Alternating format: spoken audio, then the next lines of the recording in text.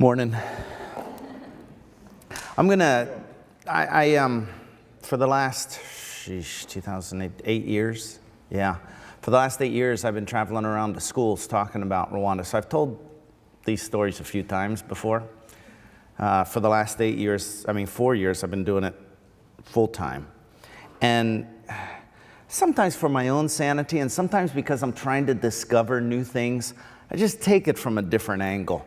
So this morning I decided we're going to take this from a different angle. We won't necessarily follow a lot of pictures, although we'll come back to them.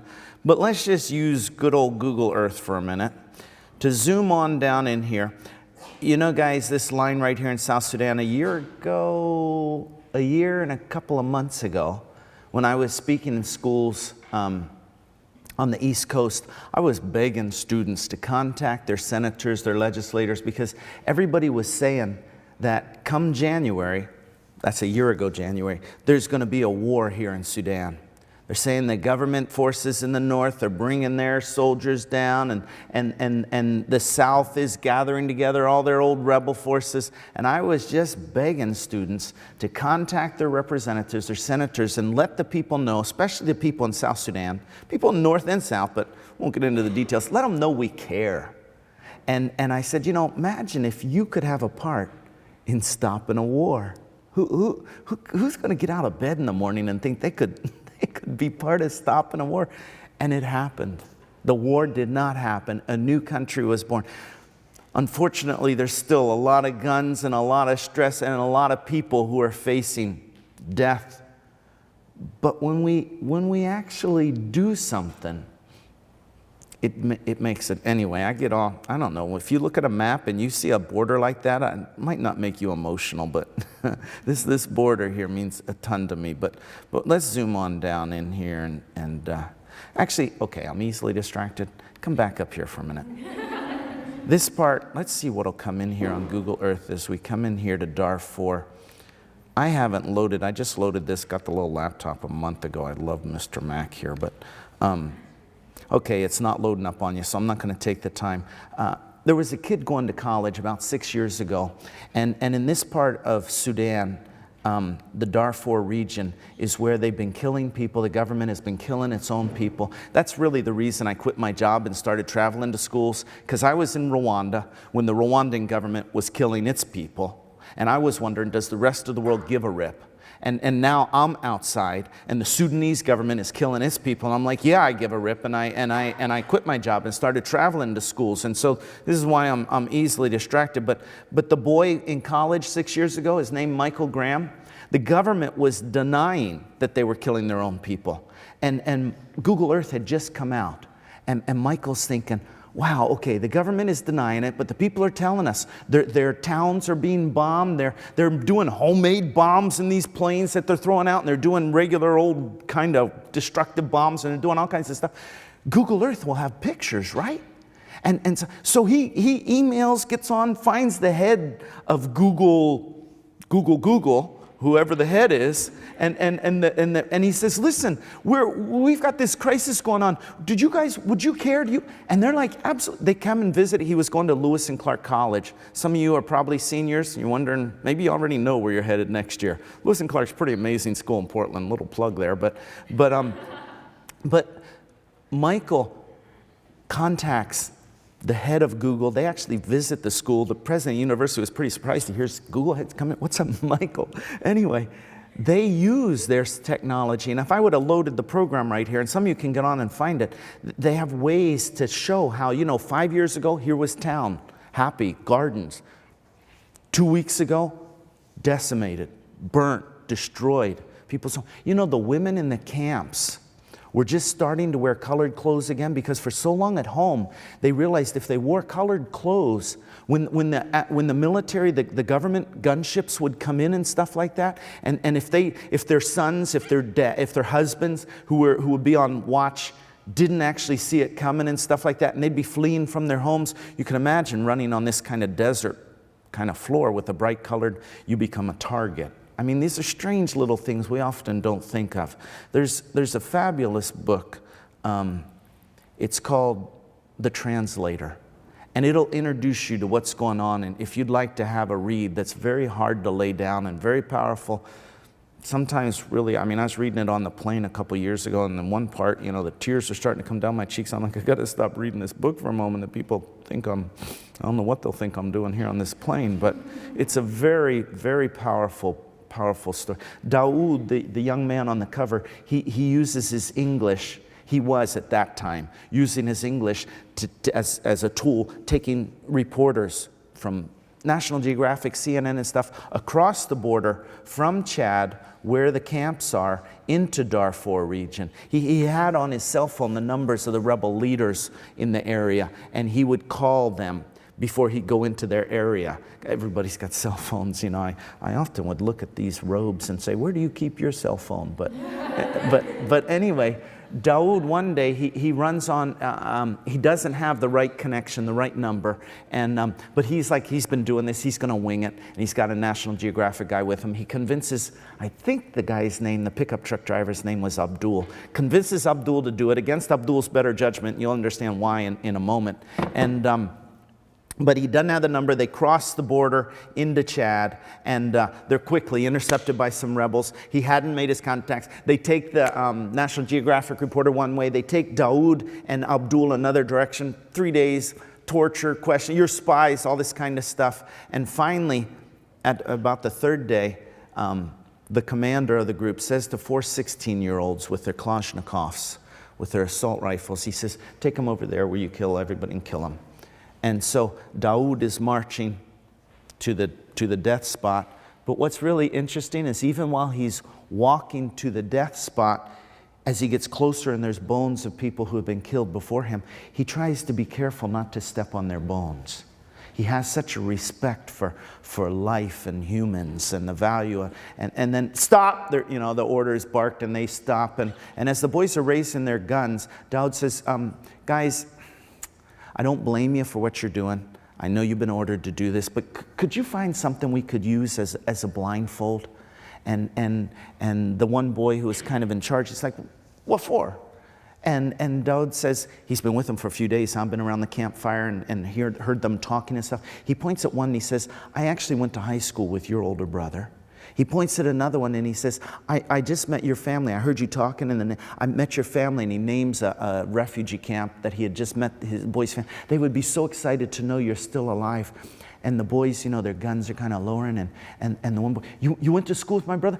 My family's still alive? And he says he could see this little flicker of life come back into their eyes. You see, every time they had pulled their trigger, it wasn't just taking someone else's life. It was taking part of their own life. And well, needless to say, they didn't shoot him. But Daoud, anyway, the book is an incredible read. And one of the reasons that I love this book, and one of the reasons that I'm so passionate about stories, you can see, I'm sorry, those pictures are so small, but the homes, the areas that have been, that were, have been destroyed by the government and stuff. One of the reasons, where do I have these silly things up here? Yeah, come with me here for a second, right there. I usually look for a guy, okay? Because I'm going to slug you in the shoulder. We get input, right? Somebody says something to us, you wonder what's going to happen. I'm just going to give them a little input, okay? Just a little input. And they tell us, tell me if this is true in a second, they tell us that when we get input, we think, we feel, and we act. Now, what was his action? His action was just kind of to grin, like, I don't know what this guy's going to do.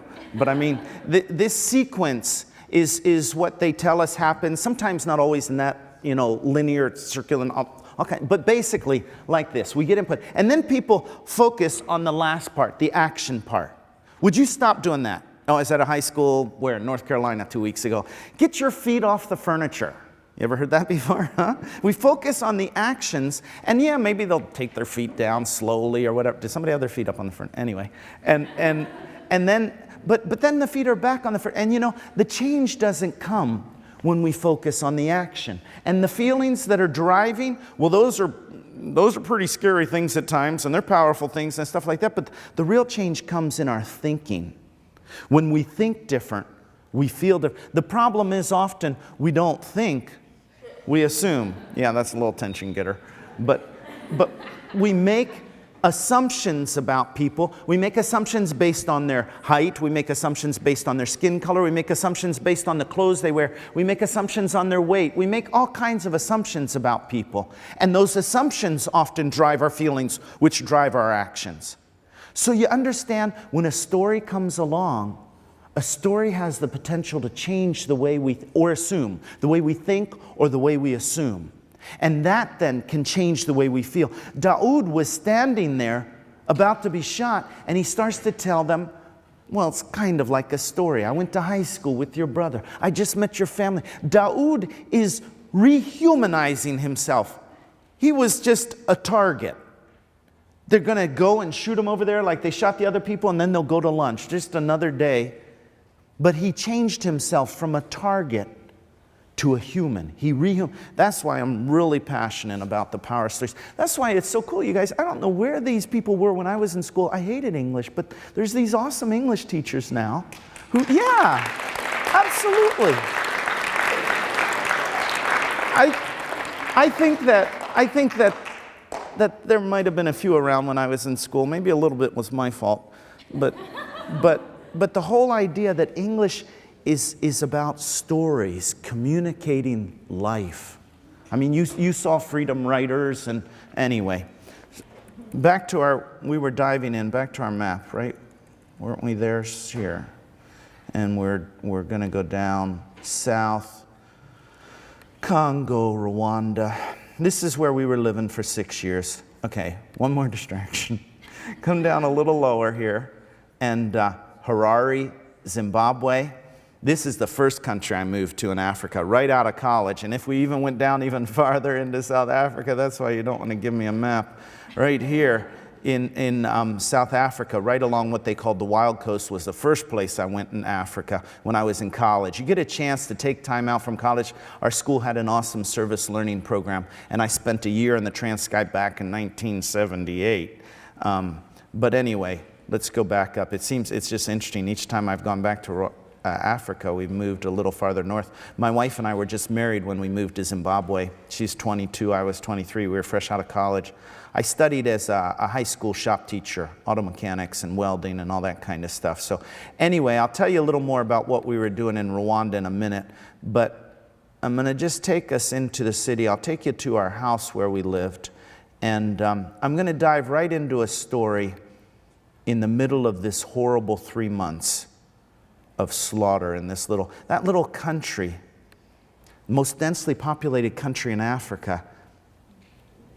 I hate to say the numbers because sometimes numbers just really mess us around. We think we understand when we can count, and yet often that clouds the picture. It doesn't make it clearer, but I'll use them a little bit just because we don't have a lot of time here together this morning. People were being killed like 5, 6, 7,000, 10,000 people in a day. It's incomprehensible, but it was happening in this little country. Let's go from the airport. We might go back there, past the soccer stadium, and past the Parliament building, past the statue where everybody likes to get their wedding pictures taken. There's a woman with a child in the middle, and on a Saturday you often see a wedding party on each sidewalk. Everybody just likes their picture. But let's go on down this road to our house. We'll go past, there's a bunch of hotels and government buildings, and shoot, Mellon, what's this, Carnegie Mellon? Say that. Carnegie Mellon? Yeah, I was twisting the name. They've just set up a college in the building right back here. I just saw right there when I was there in Rwanda last month. They've just set up over there in Rwanda. And the American Embassy is right down they've even got a pool at the American Embassy. Down at the end of the road. But you turn here, come down one intersection, 2 intersections, and turn in. How's this? Yeah, you're seeing okay up there. And there's the roof of our house. Now let's do this thing. Let's turn it around like we used to sort of see. And there's the roof of our house. And let's do this thing. Isn't it cool?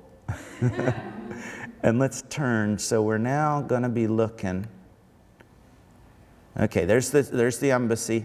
There's the soccer field above our house, so you can't see our roof very well. And we went too far. Let's turn back. Oops. Let's turn back this way. Yeah. So I want you to get the picture from our house. Whoa.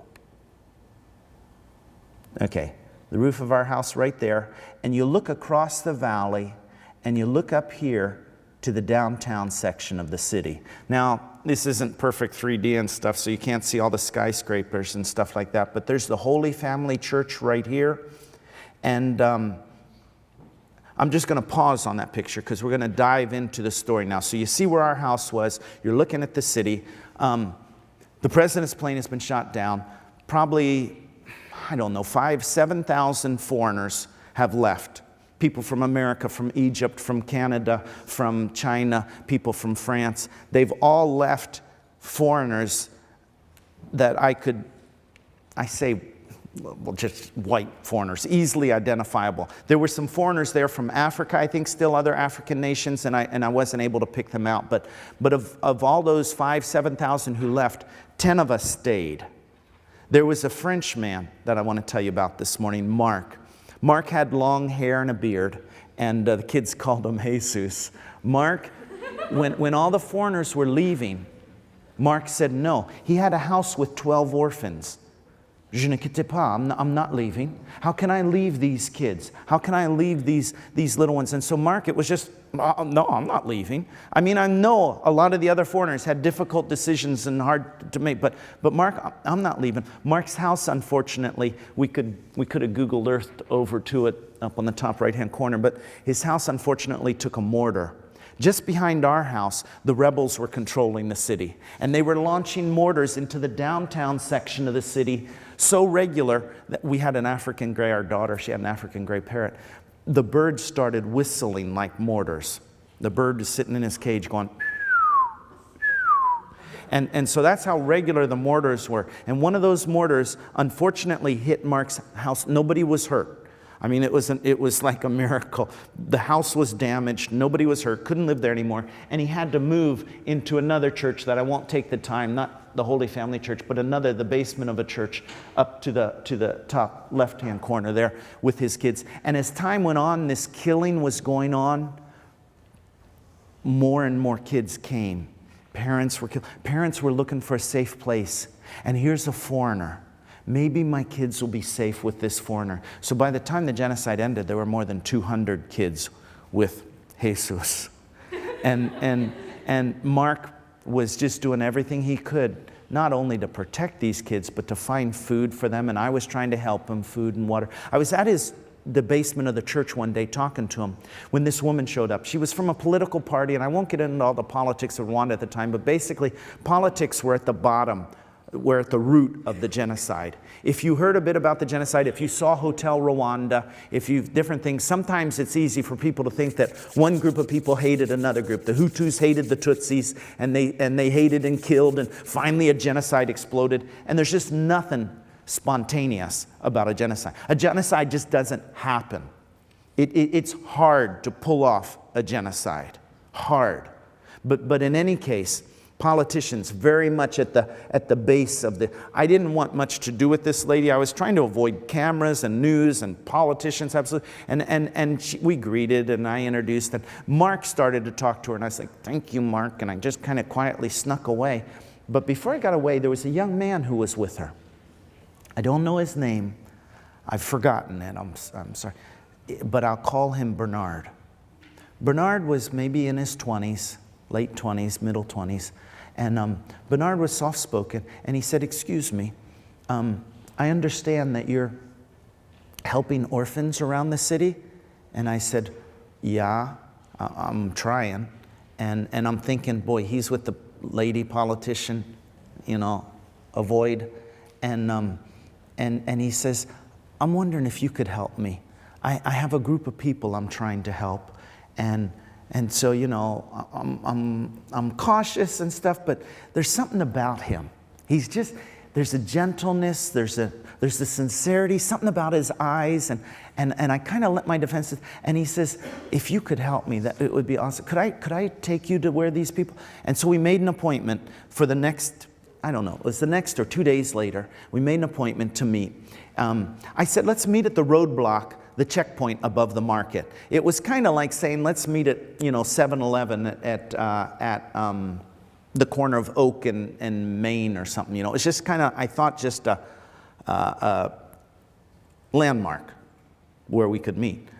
I showed up there. In fact, during this 3 months of killing, and I haven't shown you pictures yet of my family, which I'll do that before we're done here, but I got the idea about the second week. I was stuck in my house for 3 weeks. The government said nobody can come on the streets, 24/7 curfew. The only ones on the streets were the ones doing the killing. And so the second week I'm in the house, stuck there. I'm reading every book I can find in the house. And we're trying to collect rainwater, and there's a lot of survival stuff going on. But I decided, it must have been about the second week of the genocide, I got the idea of talking on a cassette recorder to record what was happening around me. I honestly didn't know if I was going to survive this dark time. And if I didn't survive, I wanted to leave something for my wife and our 3 children. Perhaps hearing me tell stories would remind Teresa, that's my wife, why we both decided that I should stay in Rwanda. Maybe the stories would help our children. Mindy was like 10 at the time, Lisa was 7, and Sean was 5. Maybe the stories would help our children understand something more of their dad. Above all, I wanted these stories to help the 4 of them know that I really did love them more than anything else. And I always scribbled our home address in Spokane, Washington on each tape in case something happened to me and the house was trashed. Maybe someone would find a tape and send it to its intended destination. But anyway, I finally got those tapes out of the box just last year, and I wrote this book. And the young man, Bernard, I wanted to just read to you a paragraph or two here when I met him the next day at that landmark, at that checkpoint. Next day, I drove with Gasigwa. He's a Rwandan guy who worked with me, a courageous man. He hid more than 40 people in his house. An amazing man. I don't know why they didn't kill him, often because they broke in eventually to his house. Many of them fled. About 20 of the 40 were kids. And his house, oh man, his house is small. It would be like from here to the wall, square. I mean, and 40 people he's hiding in his house. When the killers would come, he had a chicken project. He would offer them a chicken to go away. And they would go away with the chicken and say, oh, we'll come back and kill those people another day. And eventually when they did come back, they didn't kill him. Like I said, many times they would kill people who were hiding. They tied him up while they murdered some of the people in his house. This is an amazing man. He's working in a nursing home in South Bend, Indiana, in the dish room every day, moving these big, the commercial dishwashers, putting those things in there and stuff, comes home aching at night. I think, boy, if more people knew this man's story, a man of integrity. Anyway, the next day I drove with Gasigwa to the designated roadblock and looked for the young man I'm calling Bernard. I was shocked to see that he was part of a gang manning the roadblock. When he'd suggested this meeting point, I thought it was just a landmark, like someone say, yeah, I'll meet you at the corner, 2nd and Elm. Never crossed my mind that he might be an Interahamwe. That's what they called the killing squads. Never crossed my mind he might be. He saw us and turned to say a few words to his team before walking our way. You can leave your car right where it is. We're just going down the block, he instructed. Gasigwa and I slowly rolled up our windows, climbed out, and locked the door. We walked 1.5 blocks down the street and then turned into a vacant lot on the left. The whole time we're walking, my mind was concentrating on the guys at the roadblock and wondering what we were getting ourselves into. In the back left-hand corner of the lot, Bernard rapped on a metal door, and we were ushered through the doorway into an open courtyard. I scanned the area and saw about 40 people in this 60 by 60 foot enclosure. So this was the group he was helping, I thought. Right in the middle of the plot, there was a large 200-liter drum cut in half and resting on 3 stones, a fire under it, something bubbling inside, probably lunch for everybody. In the far right-hand corner was a powerful smelling outhouse and another pile full of garbage here. And they let me through some doors on the side into some rooms. People were laying on mattresses, barely alive. They were sick. And somebody brought a little guy up to me, and they tilted his head back. The little guy was skin and bones. The light was gone out of his eyes, and they tilted his head back, and pus was oozing down from under his ear because he'd been hit by a piece of shrapnel. And they said, "You see, we have babies." And so we left. And as we're walking back up the street to the car, I'm not thinking about, the guys at the roadblock anymore. I'm not suspicious about Bernard. I'm thinking about these people we saw, and I said to Bernard, "Look, I'll see what I can do. I'll try to find some powdered milk." I had found some women who were selling powdered milk at a little market, and they put me in touch with their suppliers, some thieves who had stolen a bunch of powdered milk from a store, and I was buying from these thieves to help the orphans. And so I said to Bernard, "I'll see what I can get, and we'll meet back again tomorrow." We climbed in it was a little Toyota Corolla, sat there, and as I put the key in the ignition, I looked over at Gasigwa, and I said, "Gasigwa, a lot of those people looked like Tutsis." Now in Rwanda, it was often hard to tell who's a Hutu, who's a Tutsi. Hutu being the majority, Tutsi being the minority, but everybody's speaking the same language, everybody's eating the same kind of food, and you know what? Even marrying each other all the time. So this whole idea of dividing is pretty ridiculous in Rwanda's case, because they had so much that they were alike. But anyway, that's for another time. But Tutsis, here's the main thing. If you suspected somebody was a Tutsi, it would be because they were a bit taller or a bit lighter skinned. And these are the people who are being murdered. These are the people who are being exterminated.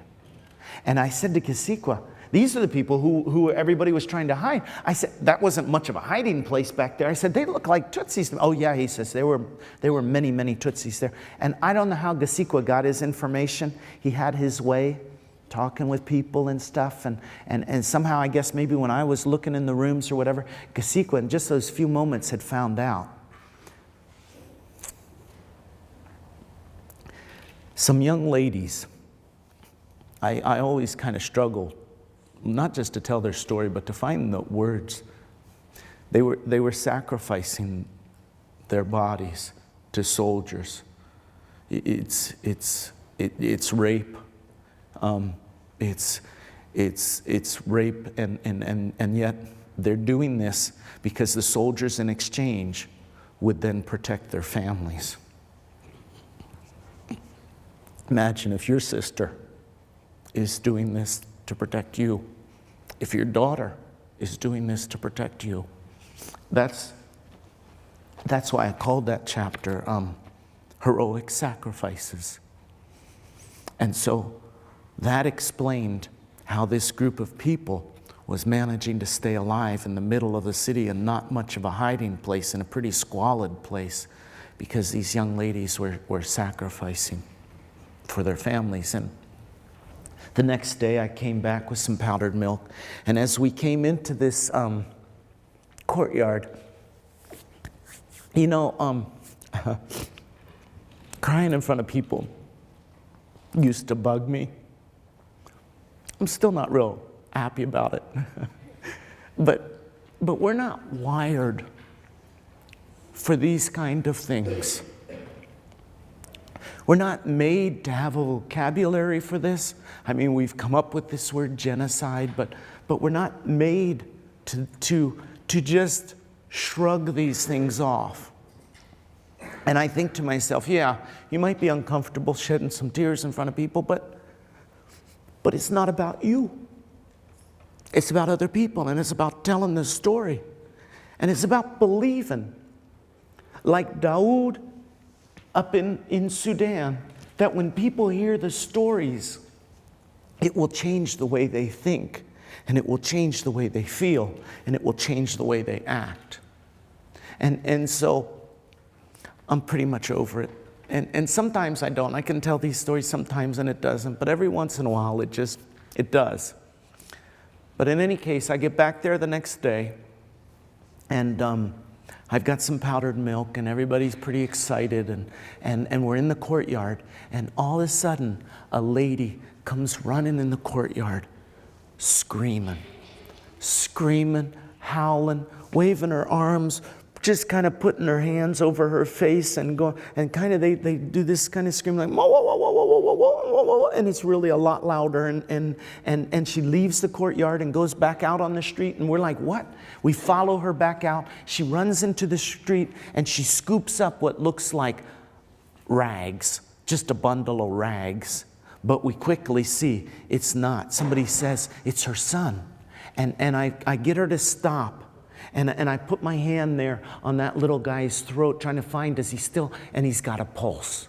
You see, when all the foreigners left, they left their cars. And of course, there were many other cars besides the foreigners' cars, but the foreigners' cars really helped the killers. They hot-wired these cars, and they ripped the doors off of them and the trunk lids off, and they would be sitting in the trunk with their assault rifles, and they'd be poking their assault rifles out the opening of each door, and they raced around the city with all of their terror and their killing, and I guess to them probably that little boy was just a sack of garbage as they hit his body and kept on going, and I said to the mother, come quickly, get in my car. And she gets in my car. I'm not thinking now Hutu or Tutsi, obviously. I'm thinking a little boy whose heart is still beating. Can we get him to the Red Cross hospital? And we had to go through many roadblocks. You know, these checkpoints, that's where people, they'd have to show their ID card. And if their ID card said Tutsi, they would be murdered at these checkpoints. And they started to know me at these checkpoints because I was moving around the city. And there's a guy, I guess my computer went to sleep. There's a guy who hopefully I'll get a chance to show you a picture of, who was in charge, a colonel in charge of the city.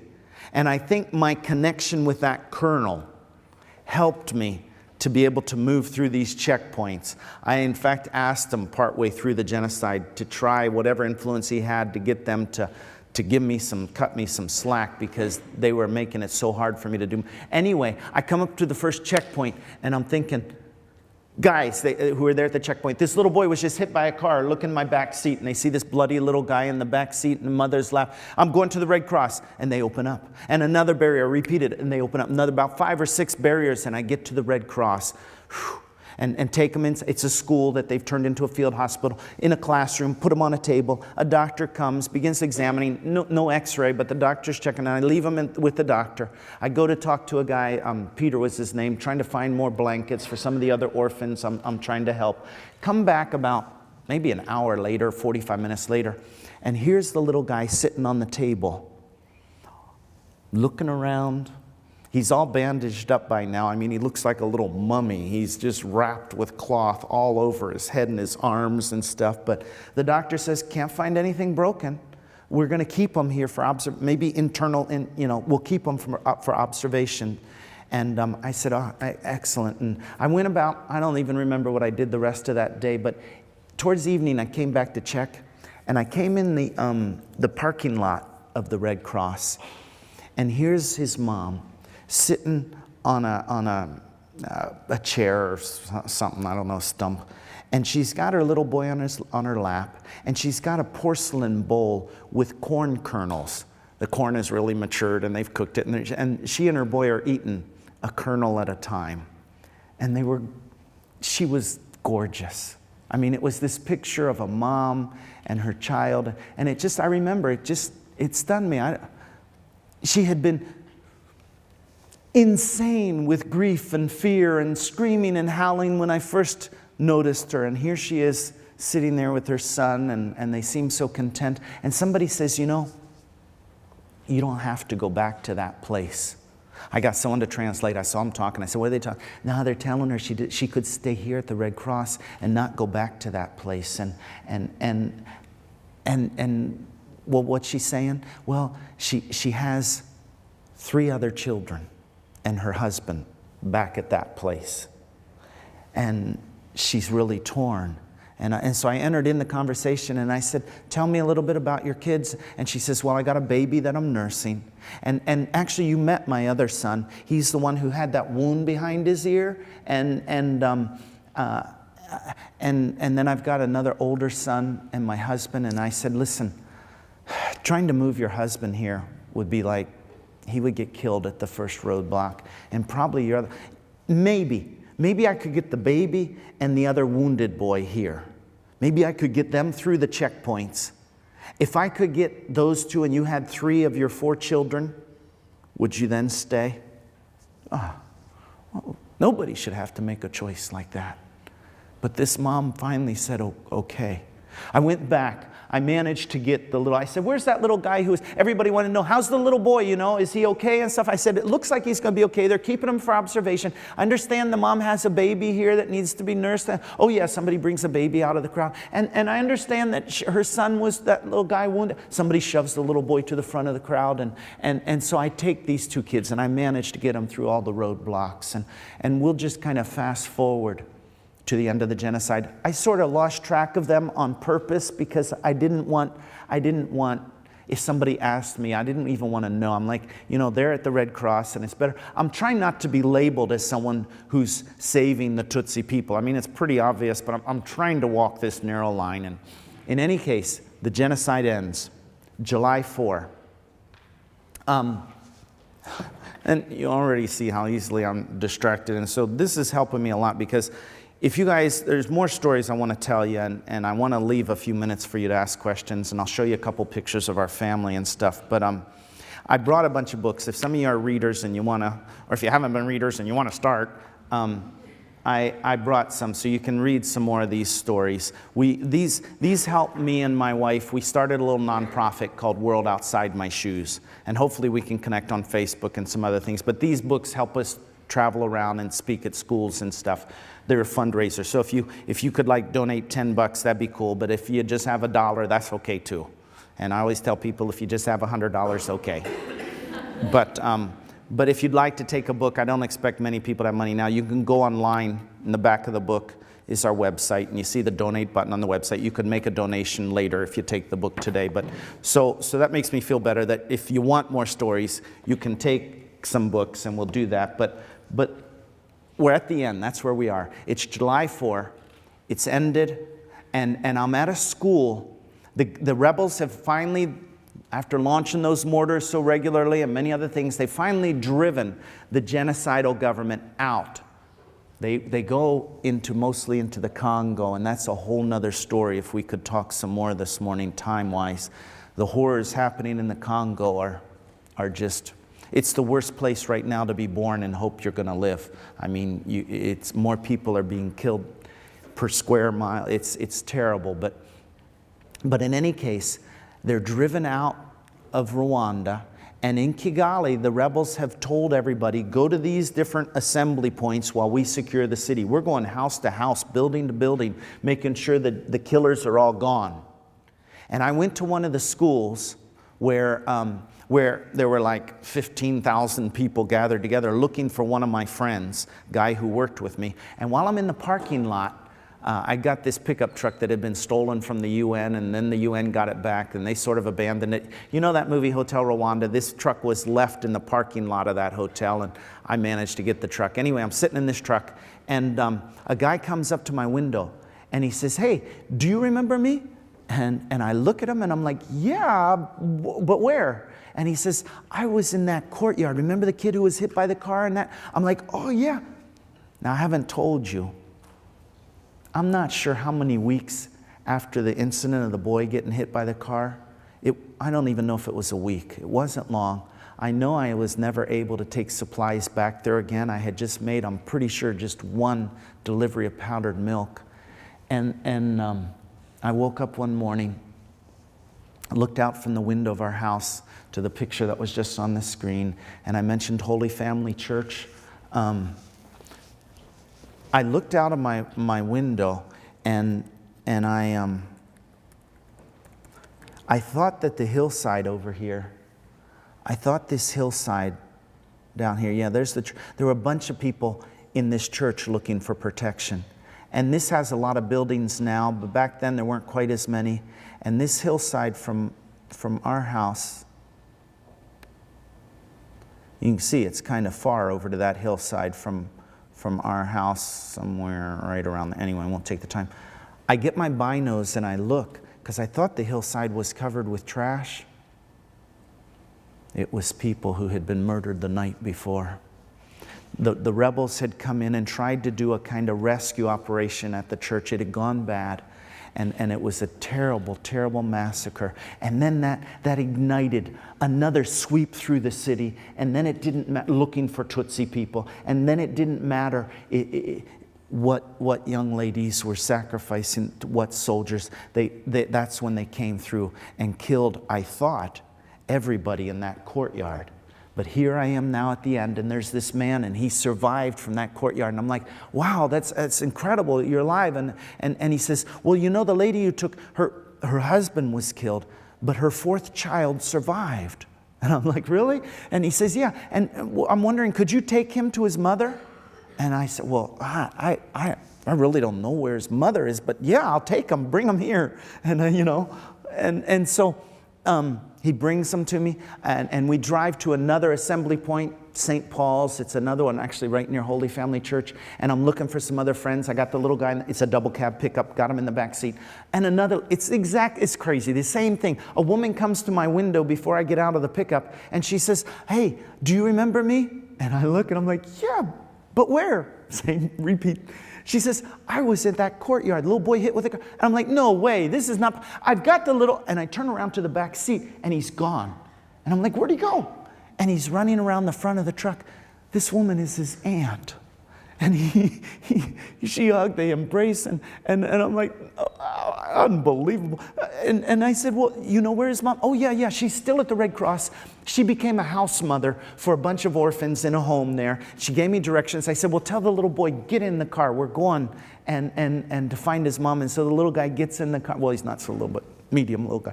And we park in the driveway next to the house.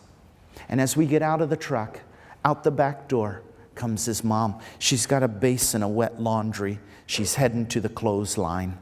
And she looks and she sees, and the laundry falls on the ground, and she runs, and the little guy runs, and we're all crying. And this lady, you know, her fourth child, but not a husband. And I just thought, wow,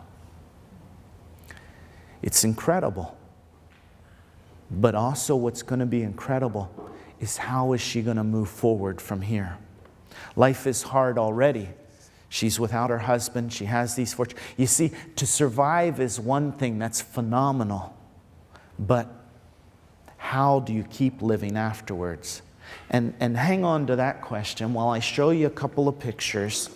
That question of how do you keep living afterwards? I'm skipping over the history and some of this stuff. I was just in Rwanda last month, January, with these kids from Buffalo State College and their professor. He's really passionate. He's a theater guy, and they're all theater majors. Well, Paige is a film major. She was filming, but they went to Rwanda for 2 weeks because this man believes theater shouldn't, it can be entertaining, it can be funny, but theater better have a point. And for him, the point better be about making our world a better place, social justice. So anyway, I'm thinking some of you guys could be envious. These kids went for 2 weeks, theater. They met with Rwandan actors, young actors, Angel and Simon and Dida and Arthur, and Hope is the one who's in charge of the Masharika, the theater group there. And our students, together with these young people, at the end of 2 weeks, wrote and performed a play. It was incredible. But a few pictures just of the mall. You can buy whatever you want in Rwanda if you have the money.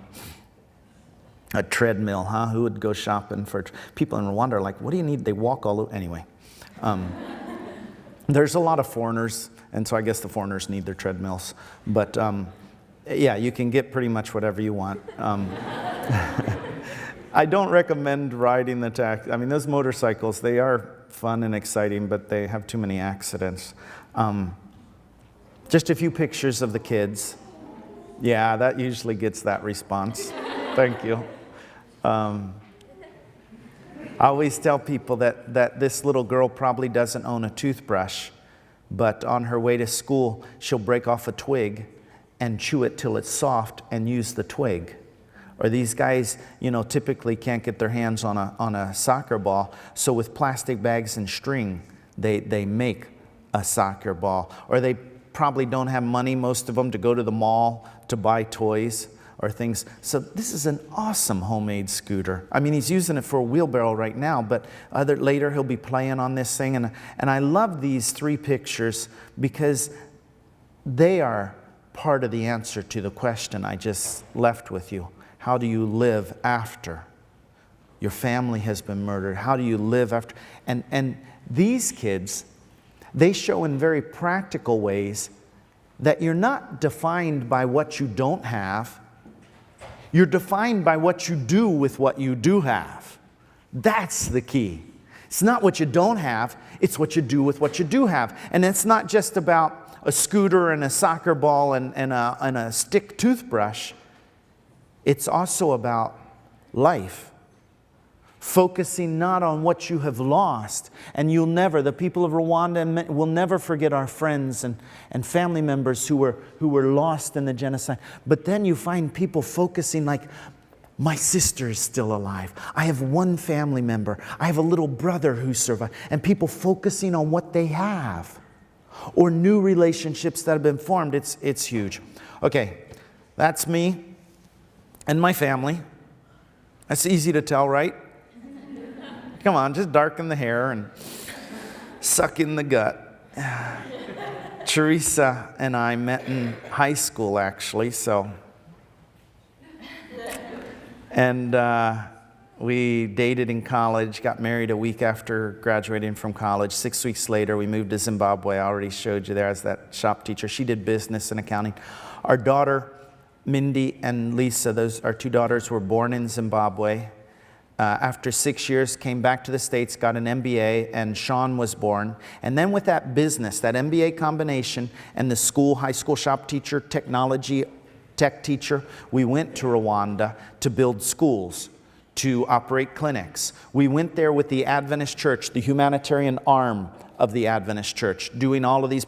A war started, that went on for 3 years. We started working in the displaced camps, the refugee camps, people who'd been chased out of their homes. But in many ways, life just went on. I didn't always make her pull the scooter, but it was an office party, and she said, no, I'll pull and you give the rides. But that's our home that you were looking at the roof of with Google Earth, and looking out across at the city here. That's the Holy Family Church that I was showing you in the other pictures. And here's the building that the story of Hotel Rwanda was based on, that hotel right there. Come home from work, these little guys were always there, my 3 musketeers, to greet me. And our kids it was a wonderful place to raise children. Lisa's always got a reputation since being little of being a baby grabber, and I tell people she got that from her mother, because Teresa, they started calling her the baby whisperer a while ago, because you can hand my wife any crying baby and she pretty much gets them to settle down. Yeah, I was waiting for that too. As you can see, it was not hard for us to find our kids in the neighborhood.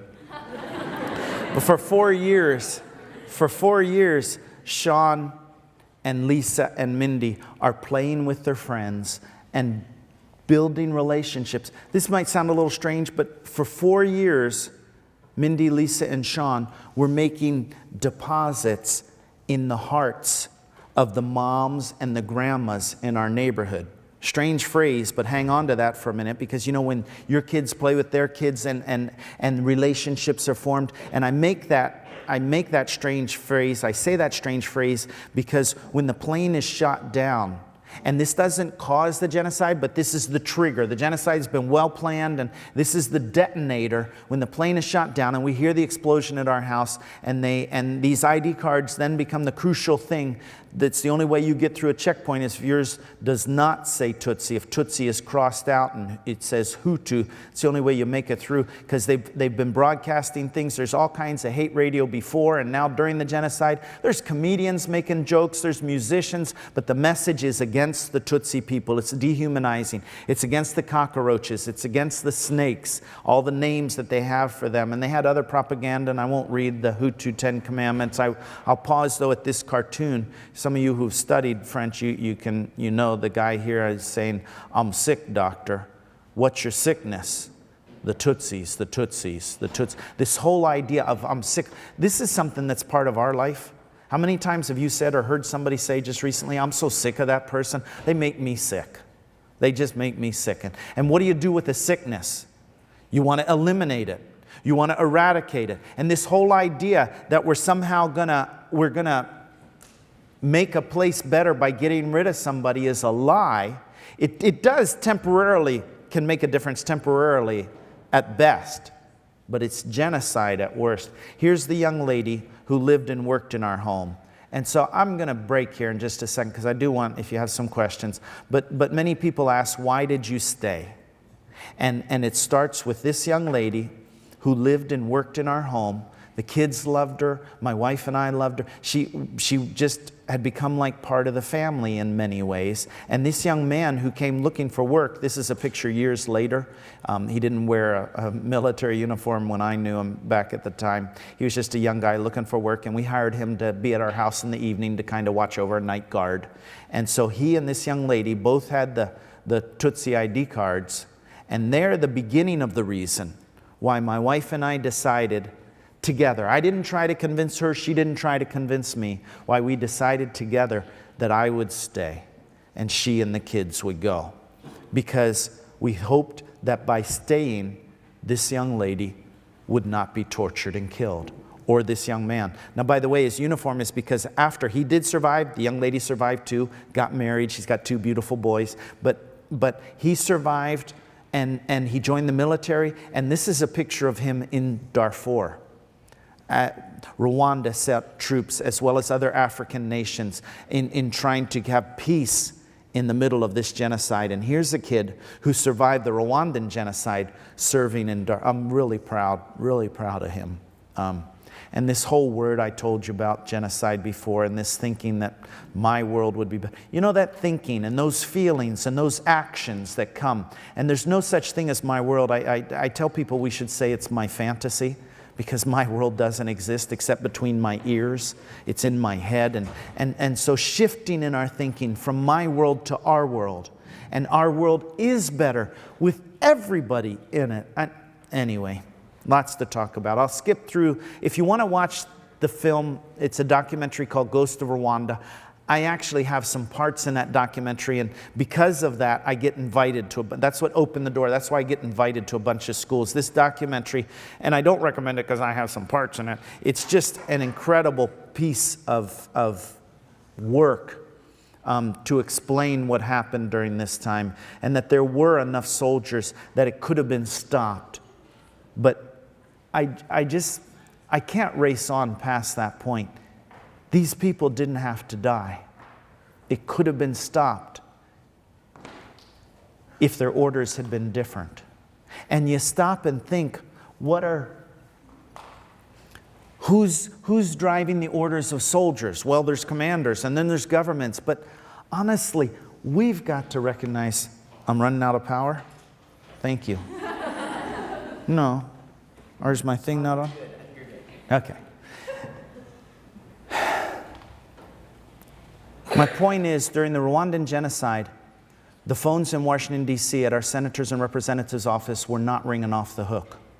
There weren't a bunch of people in America calling and saying, hey, we got to do something about what's going on in Rwanda. They saw what happened in CNN. Some of you who saw one of the scenes you often remember from Hotel Rwanda is this scene where the newspaper reporter thinks, boy, I've sent the footage. Now something's going to happen. And the other guy says to him, what? He says, oh, people will watch it on the evening news and they'll go, oh, that's terrible. And then they'll turn the channel. Today, in the Congo and in Sudan and in Burma and in other countries around the world, people are calling. There's in fact a phone number right now that wasn't around in 1994. It's 1-800-GENOCIDE. Any of you heard of that phone number? Thank you. It's a number you can dial. You can dial it at lunchtime. And it'll, where are we? We're just an hour different from DC.